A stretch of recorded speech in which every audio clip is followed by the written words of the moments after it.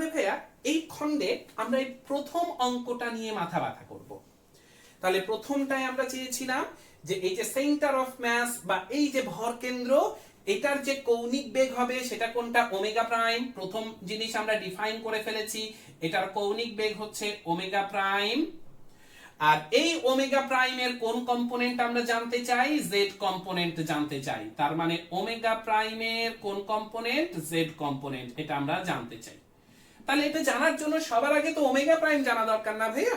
Omega prime যদি বের করতে পারি তাহলেই তো হলো। তাহলে ওমেগা প্রাইমটা কি ছিল?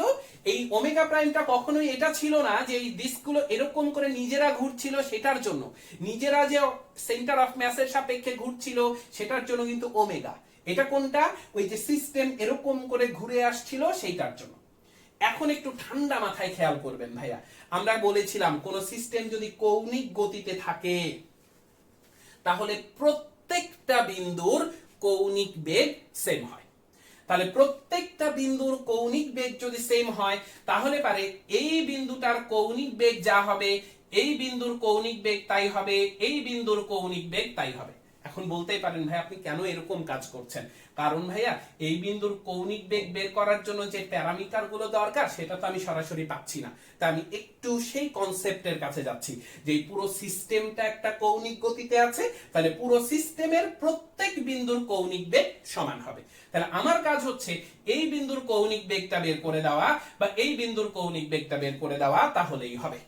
তাহলে সেই কথা যদি আমরা এখন একটু বের করতে চাই ভাইয়া, তাহলে সেটা কি করা যেতে পারে? তাহলে কৌণিক বেগ বের করতে হলে এই জায়গার যে রৈখিক বেগ কত এটা আমাদের জানা দরকার, অথবা এইটার যে রৈখিক বেগ কত এটা আমাদের জানা দরকার। এই দুই রৈখিক বেগ সম্ভবত আমরা বলতে পারি ভাই আপনাকে, কারণ এই যে একটু আগে বলেছিলাম কেউ যদি এরকম ভাবে রোলিং মোশনে থাকে তাহলে সেন্টার অফ মাস যে বেগে মুভ করবে সেটা হচ্ছে এইখানকার ট্যানজেনশিয়াল ভেলোসিটি সমান। তাহলে এই পয়েন্টের যে ট্যানজেনশিয়াল ভেলোসিটি, এই যে এরকম করে এই যে ঘোরার যে ট্যানজেনশিয়াল ভেলোসিটি, এইটা তো আপনি ক্যালকুলেট করতে পারেন ভাই, যে এই যে এটারও আপনি ক্যালকুলেট করতে পারেন ভাইয়া। যদি তাই হয়ে থাকে তাহলে একটু দেখার চেষ্টা করেন যে আমরা কিভাবে সেই কাজটা করতে পারি, আমরা কিভাবে সেই কাজটা করতে পারি একটু দেখি তো ভাইয়া। তাহলে আসেন, তাহলে আমরা যে কোনো জায়গায় সি বা ডি যে কোনো বিন্দুতেই এই অ্যাপ্লিকেশনটা চালাইতে পারি। তাহলে আমি সি বিন্দুতে যদি চালাই তাহলে সেটা কেমন হয় দেখি। তাহলে এখানকার যে ট্যানজেনশিয়াল ভেলোসিটি সেই ভিটি, এটা সমান কি হবে? ওমেগা। এটা নিজ অক্ষের সাপেক্ষে ঘুরছে কোন বেগ নিয়ে ভাইয়া? ওমেগা। আর এইটার ব্যাসার্ধ কত ভাইয়া? এ। তাহলে পারে এই জায়গায় এই ভিটি বেগটাই যেটা সেটাই হচ্ছে আমার এই সেন্টার অফ মাস মুভ করানোর, কারণ এটা পিওর রোলিং মোশনে আছে। এই আউটার মোস্টের যে ট্যানজেনশিয়াল ভেলোসিটি এটাই তো আমার সেন্টার অফ মাসের সামনের দিকের ভেলোসিটি। তাহলে যে সেন্টার অফ মাস যে ভেলোসিটি নিয়ে মুভ করে যাচ্ছে এটাকে আমরা বলছি v centre of mass of 1। এইটা যদি এরকম ভাবে হয় তাহলে সেই ভেলোসিটি তো আমাদের এই ভেলোসিটিটা ভাইয়া। যদি তাই হয়ে থাকে তাহলে ওই যে সেন্টার অফ মাসটা এই ডিস্কের সেন্টার অফ মাস যেভাবে মুভ করে যাচ্ছে এই সেন্টার অফ মাসও যেভাবে মুভ করে যাবে, এটাও ঠিক একই কৌণিক গতি বজায় রাখবে। আমরা সেইটার জন্য এই কাজটা করে নিলাম ভাইয়া। তাহলে এইবার আমরা মনে হয় ওমেগা প্রাইমটা ক্যালকুলেট করতে পারবো। ওমেগা সমান হচ্ছে ভি বাই আর। তাহলে ভি কত সেটা আমরা ক্যালকুলেট করে নিলাম, ওমেগা এ ডিভাইডেড বাই আর। দেখেন এইখান থেকে এই পর্যন্ত দূরত্ব কত ভাইয়া? এল। তাহলে ওমেগা প্রাইম এটা সমান হচ্ছে omega a divided by l. এর ভ্যালু আমরা জানি ভাইয়া, সেটা বসাই দিলেই আমরা এখান থেকে পেয়ে যাব। তাহলে এটা হচ্ছে omega a divided by root over 24a। তার মানে omega divided by root over 24। তার মানে এই যে পুরো সিস্টেমটা যে এরকম করে ঘুরছিল ভাইয়া, ওই সিস্টেমের যে কৌণিক বেগ সেটা হচ্ছে ওমেগা বাই রুট ওভার 24।